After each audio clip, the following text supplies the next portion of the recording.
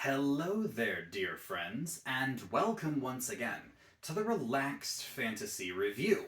Today, we're diving into one of the final Dragonmarks in the Eberron setting. We're talking today about the Mark of the Storm. Mark of the Storm is a specific type of half-elf. Half-elves are already one of the most potent races in D&D, and the Mark of the Storm just tacks on some cool abilities that are incredibly thematic. And we'll get to those abilities in just a moment. Before we do, though, I'd like to let you know Relax Fantasy Review has memberships. For just $1 a month, you can support me here on YouTube and get a couple benefits. Firstly, you get a little badge next to your name in the comments, letting folks know that you're a supporter. You also get early access to the videos. I upload videos every other day, and if you are a member, you get early access by seeing them a day before they go public. So if that interests you, there's a join button just below the video down there.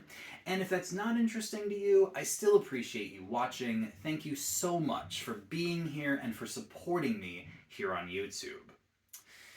So, Mark of the Storm half-elves. Now, as a half-elf, you would normally get a +2 to your charisma, and then 2 +1s you could add elsewhere. This follows suit by giving you your +2 to charisma, and then a +1 to your dexterity, and you lose the 4th +1. Now, that's okay if you are specifically trying to build for charisma and dexterity. I say that those are the two best skills in the game anyway, or best abilities. So I say 10 out of 10 and 8 out of 10, respectively, for that. You're still a medium-sized creature, so 10 out of 10, no problem there. Still got a 30-foot movement speed, 9 out of 10. Still got dark vision, because you're a half-elf, so 10 out of 10. That's an easy one. And you still have Fey ancestry, which means that you have got advantage against being charmed. So that's okay, that's an 8 out of 10 power. Next up, you get the Winright's Intuition.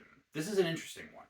It's a skill buff that adds an extra d4 to any acrobatics checks you make and any checks with Navigator's tools. Navigator's tools are one of my least favorite in the game, I'll be honest. I don't really see much of a use for them outside of the one specific situation. But the acrobatic skill is still good. It's a decent skill that helps you with grapples and acrobatic situations, and adding an extra d4 is never going to be a bad thing. And you can do it infinitely, so there's no harm to it. I say 7 out of 10 for that. You still get your half-elf languages, which is the Common, Elvish, and another one, so you're a trilingual race.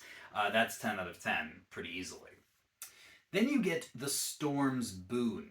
This is, as far as I know, the only Dragonmark that gives you a damage resistance, specifically resistance to lightning damage.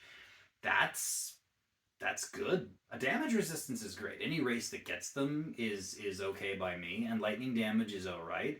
I say 9 out of 10 for that.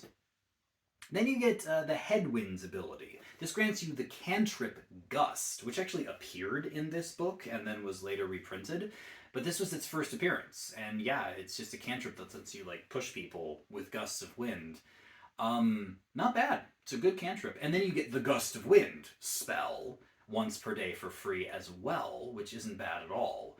I say both of these spells are worth having, and you don't have to be a spellcaster to use them. With this trait, you just get them once for free. I say 9 out of 10 for that.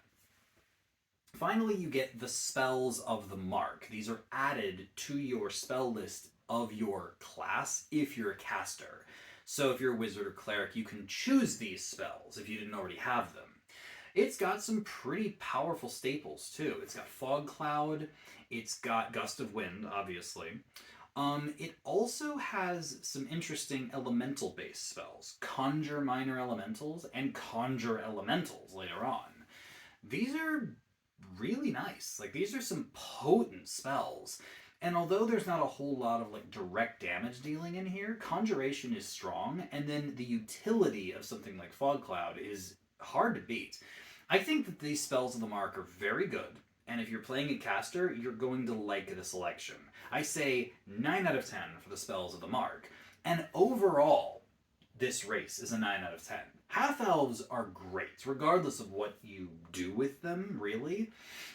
This one just leans into a very cool theme of battlefield control. Summoning spells, Fog Cloud, Gust of Wind, and Gust, the cantrip. There's a lot here that is specifically about moving creatures in the battlefield and controlling it. And battlefield control is a phenomenal tactic for spellcasters and martial characters alike.